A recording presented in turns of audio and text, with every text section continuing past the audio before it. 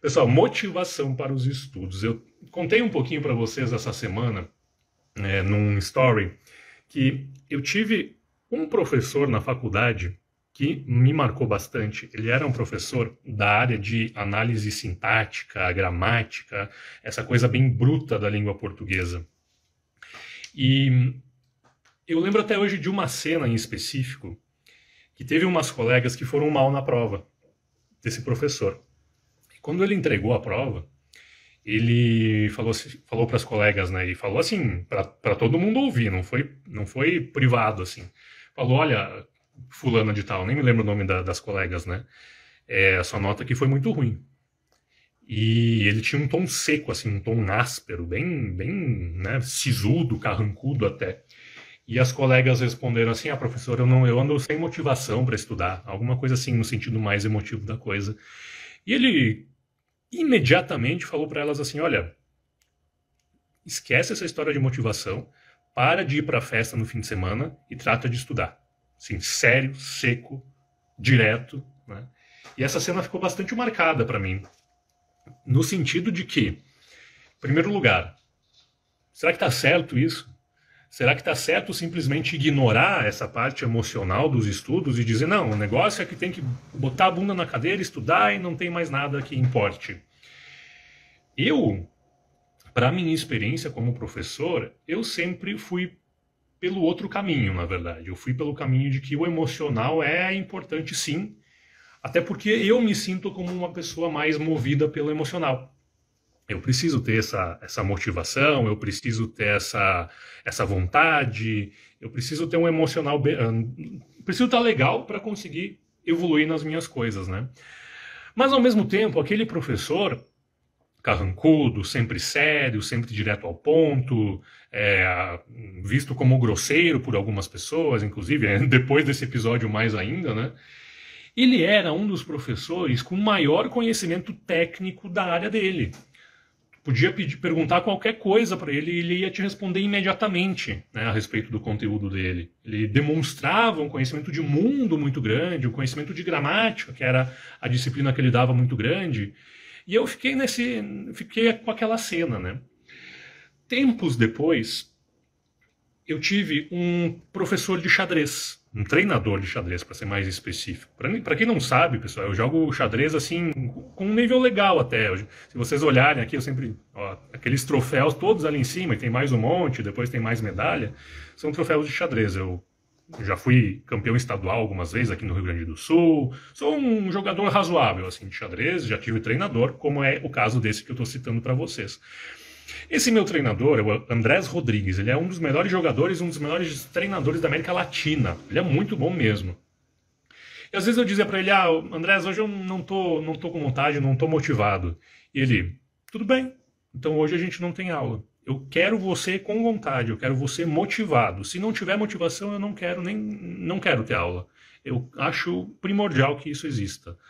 Então ele era o total oposto daquele professor da faculdade, né? Que ele estava sempre preocupado com o meu lado emocional para saber se eu estava afim, se eu estava motivado, se eu estava animado, etc, etc. Então esse outro professor de xadrez, o treinador de xadrez, ele era o total oposto, mas ao mesmo tempo, de alguma forma, talvez ele não me puxasse o suficiente, talvez eu não tenha evoluído o suficiente com ele, porque ele estava muito mais preocupado com essa questão motivacional do que com a questão técnica, apesar de ele mesmo ser muito bom tecnicamente, mas talvez ele não tenha me puxado tecnicamente o suficiente. Então a gente fica com esses dois extremos, né, para colocar essa visão para vocês nesse momento. O professor muito bom tecnicamente, os dois na verdade, um que dava muita importância para o lado emocional, para o lado motivacional, e o outro que não estava nem aí para isso. Ele queria saber de sentar a bunda na cadeira e dar resultado, né? E aí, eu não tenho uma resposta para essa pergunta, mas, como eu falei para vocês, eu percebo que a maioria das pessoas tem uma necessidade de ter esse lado emocional bem para se sair bem em outros aspectos. E eu, como ser humano, como pessoa que também estuda, não apenas como professor, também sinto essa necessidade. Então, nos momentos em que eu não consigo essa motivação, eu também não performo bem, né? E se eu não performo bem, talvez eu não consiga dar bons resultados para os meus alunos. Então, ao longo desse tempo, né, assim como eu desenvolvi aquelas minhas três pontos para lidar com a minha ansiedade em relação a algumas coisas, se você não assistiu a live sobre ansiedade e gostaria de assistir, ela está aqui no meu perfil, depois é só resgatar. Eu também desenvolvi 3 pontos para tentar aumentar, ou pelo menos aumentar a minha motivação, ou pelo menos lidar com a falta da motivação quando isso acontecer, né? Então, o primeiro ponto, e são pontos simples, gente, não é nada do outro mundo, não é nada muito técnico, são coisas que funcionam para mim. E eu espero, imagino que de alguma maneira possa funcionar para vocês como estudantes também, né? Primeiro ponto é o seguinte, ó, aquele dia que eu estou desmotivado, não estou com vontade, não estou vendo progresso, não tô afim, né? Esse tipo de dia que acontece com todo mundo e é natural, né? Para esse primeiro dia, eu tenho um ponto que é pausa para ajustes. Esse é o primeiro ponto, pausa para ajustes. O que é isso? Nada mais é do que olhar a situação de uma certa distância, dar um passo para trás e tentar entender o que está acontecendo. Por exemplo, como é que está o meu ambiente de estudos? Meu ambiente de estudos, ele está organizado? Ele está iluminado? Ele está convidativo para que eu tenha algum tipo de motivação para estudar? Vocês viram aquela foto que eu postei nos stories hoje de manhã? Aquela foto é uma foto do meu quarto, com a cama desarrumada, com roupa em cima da cadeira, com livro fora do lugar, com um computador, tudo jogado. É a foto do momento em que eu tinha recém-acordado. Aquela foto estava convidativa para alguém que quisesse estudar naquele ambiente? É claro que não. Então a primeira coisa que eu fiz foi arrumar tudo. Arrumei a cama, dobrei roupa, botei no guarda-roupa, arrumei meus livros, organizei, deixei o ambiente pronto, para o ambiente não desempenhar a função de obstáculo, né, para a ação, para a atividade que eu desejaria fazer, que é estudar nesse caso, né? Mas serve para qualquer outra atividade. Se eu não tenho o meu ambiente bem organizado, é muito mais fácil de me desmotivar. Mesma coisa às vezes quem mora sozinho, né? Ah, tem a sala jogada, tem louça para lavar na pia, esse tipo de coisa. Eu que moro sozinho, pelo menos isso também me desmotiva. Então eu tenho que ter todos os meus ambientes da casa de alguma forma organizados para eu conseguir fazer o resto, né? E não deixa de ser uma forma de organizar a nossa mente também, né? Se a gente tem um ambiente organizado e a nossa mente está totalmente bagunçada, a Fábio que está aí sabe dizer muito bem porque ela trabalha com meditação, né? A mãe dela principalmente, mas a Fábio também. Inclusive, elas têm um curso para quem quer ser instrutor de yoga, na verdade, né? Não de meditação. Mas envolve, claro, meditação. Então, se a nossa mente está bagunçada, também a gente não vai conseguir progredir em nada que a gente queira. Então, esse primeiro momento, pausa para ajustes, é totalmente focado em organizar todo o ambiente, seja o ambiente do nosso lar, do nosso espaço de trabalho, seja para o nosso ambiente mental, de dizer assim, bom, está bagunçado, eu perdi a minha organização, eu perdi o meu foco e agora eu tenho que olhar de fora para reorganizar, seja mudar minha rotina se for necessário, reajustar meu cronograma, né?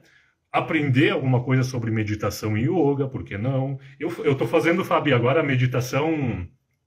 Não é bem meditação, é o método Wim Hof, o homem de gelo, né? Que ele tem umas respirações malucas lá, e aí ele defende o contato com o frio, né? Como forma de aumentar o sistema imune. É umas maluquices lá, mas eu estou me sentindo bem com isso. Vamos ver se eu continuo, pelo menos, né? E aí eu acho muito importante esse tipo de coisa. Então, e uma coisa também que eu já percebi que funciona nessa questão do ambiente, quando a gente está desorganizado, em alguns momentos, quando é possível, ao invés de estudar na nossa casa, pega seu material e vai estudar numa cafeteria numa tarde, vai estudar num shopping numa tarde, muda de ambiente por um dia sequer, às vezes é o suficiente para dar um gás, assim, e a gente resetar a nossa mente, resetar a nossa rotina, e também pode ser legal. Isso eu já recomendei para vários alunos e alunas que eu tive, vários colocaram em prática e me relataram que foi legal, teve um resultado legal. Então esse é o primeiro ponto. Pausa para ajustes. Ajustar o ambiente e ajustar a sua própria mente, a sua própria rotina. Olhar as coisas de longe, dar um passo para trás e aí reajustar tudo. Primeiro ponto que eu acho muito importante. Segundo ponto. Se você está desmotivado em relação aos estudos, às vezes é devido ao método que você está utilizando, ao jeito que você está tentando estudar. Exemplo, você está tentando estudar lendo livros, lendo teoria, né? Que é um jeito válido, muitas vezes importante e necessário, mas às vezes, se for só isso, é muito fácil de desmotivar, de achar chato, etc., né? O segundo ponto, então, é tentar abordar o seu próprio estudo como um entretenimento. Como assim? É bem essa palavra. Tentar encontrar maneiras de estudar a matéria de maneira que você possa deitar no sofá da sala, assistir um vídeo na sua TV, pelo YouTube que seja, e estar aprendendo sobre a matéria que você precisa. Eu fiz isso já 2 ou 3 vezes quando eu precisei passar em prova de concurso ou provas de certificação. Eu não gostava, eu sou uma pessoa que não gosta de ler teoria, de ler, pegar um conteúdo muito pesado e ler direto da fonte, sabe? Eu gosto principalmente de ver, assistir, eu sou muito visual e muitas pessoas são visuais, e eu gosto de assistir resolução de questões. Eu deitava aqui no sofá no fim de semana, ligava no YouTube, ficava horas assistindo resoluções de questões. E eu achava o máximo, por mais que muitas pessoas achem isso chato. Por quê? Porque eu encontrei uma forma de transformar o meu estudo em entretenimento. Que outras formas podem ser? Tem muita gente que gosta de pegar a matéria e transformar em infográficos, né, coloridos, né, fazer resumos com vários tipos de canetas, deixar um negócio bonito, até postar nas redes sociais para mostrar para todo mundo que está estudando, né? Já tive alunos que gostavam disso, de transformar o estudo numa coisa bonita, né? Gráficos bonitos, né? Tem gente que gosta de ver vídeos, tem gente que gosta de ver resumos direto, né? Tem várias formas que a gente consegue fazer isso. Tem gente que gosta mais de fazer na prática, resolver questões sozinho, né? É por isso que, por exemplo, que no meu curso de redação, a Karina é aluna, a Fábio já foi, tem vários tipos de tarefas para fazer. Às vezes se assiste um vídeo, às vezes se analisa uma redação, às vezes se escreve, às vezes se faz um infográfico, às vezes grava um vídeo de si mesmo, às vezes se posta alguma coisa nas redes sociais para aumentar o seu fator de comprometimento, né? Se a gente, hoje em dia, né? O que significa se comprometer com alguma coisa? É postar nas redes sociais. Né? Quando a pessoa está namorando, só está namorando de verdade quando postou a foto no Instagram, senão ainda não está assumido. Então o comprometimento de postar na rede social é por isso que tem no meu curso. Tem que fazer determinadas tarefas e postar na rede social que fez, né? Exatamente, Fábio, exatamente, o autoconhecimento é a chave. Isso mesmo, é perfeito. Então, encontrar uma maneira de transformar o seu estudo em um entretenimento, em uma coisa prazerosa para você. Ó, a Cida entrou. A Cida, gente, é a aluna mais recente do curso Meu Sonho de Redação. Ela entrou faz uns 10 minutos no curso. A gente estava conversando pelo WhatsApp. A Cida vai fazer um concurso público, né?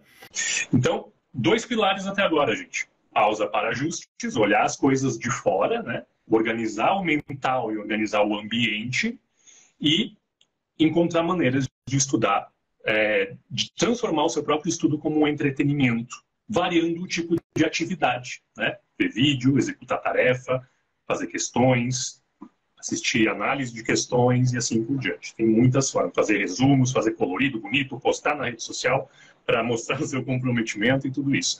Quarto passo, terceiro ponto, admitir que está desmotivado e nunca parar. É um ponto múltiplo aqui. Tem muita gente que às vezes se desmotiva com os estudos e não admite para si mesmo.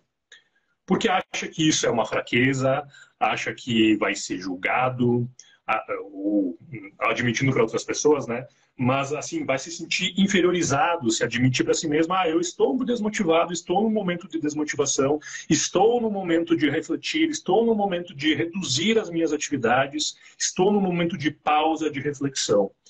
Isso pode ser feito, gente. Não precisa ser um tabu, né? No nosso mundo hoje a gente parece que tem que estar motivado o tempo todo, tem que estar performando, tem que estar com resultado, mostrar que a gente é ativo, mostrar que está tudo bem, que está feliz. Não precisa ser assim.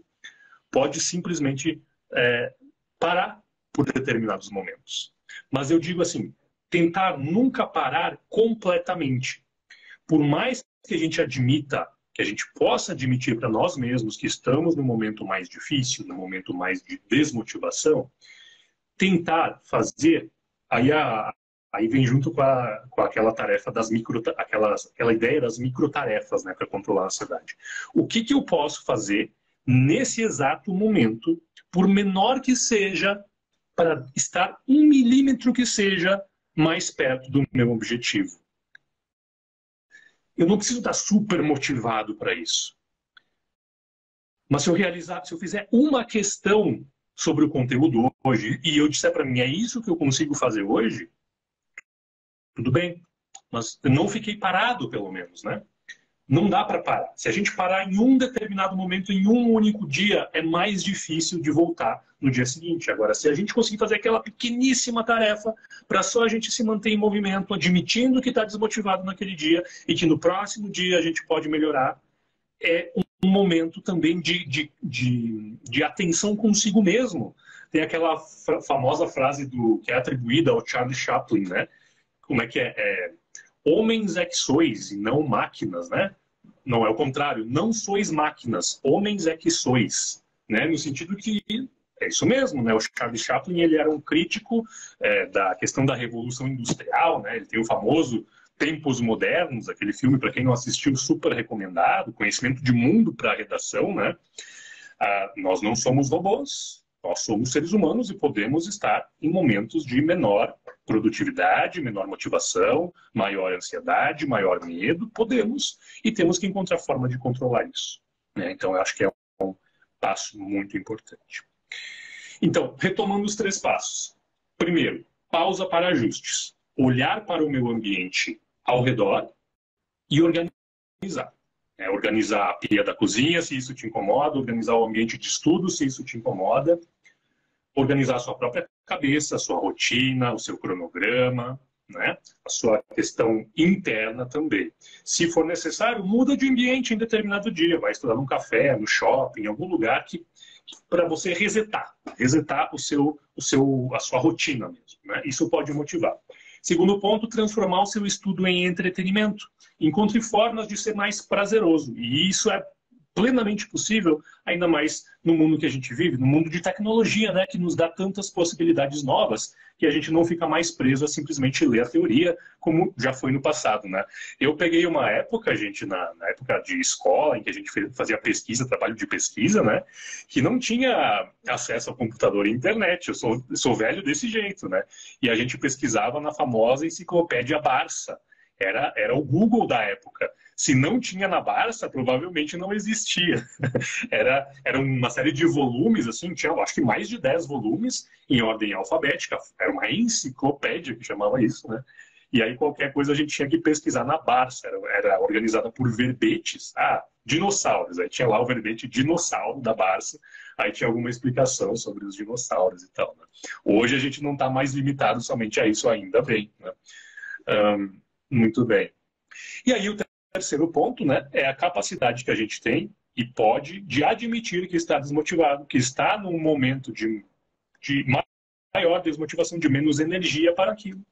A gente pode fazer isso, você pode fazer isso, não tem problema nenhum.